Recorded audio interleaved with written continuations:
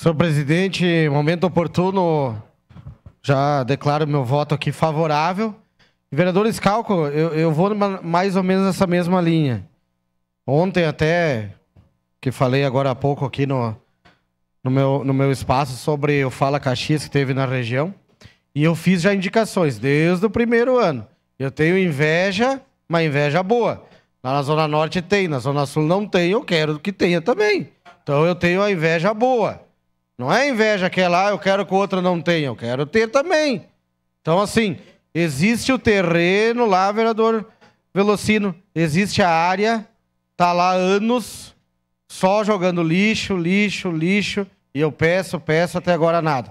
Então a gente tem que incentivar. Na Zona Sul nós temos várias áreas verdes, as que não foram, infelizmente, invadidas, porque agora nós vamos ter que determinar lá a notificação no pessoal que invadiu uma área verde no São Caetano.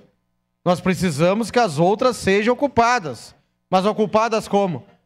As que dá para fazer a horta comunitária, se faz a horta. Tem um espaço lá na Cis Antônio Mariani com a Francisco Spendorello, que não tem nada, ela é limpa, está livre, é só fazer.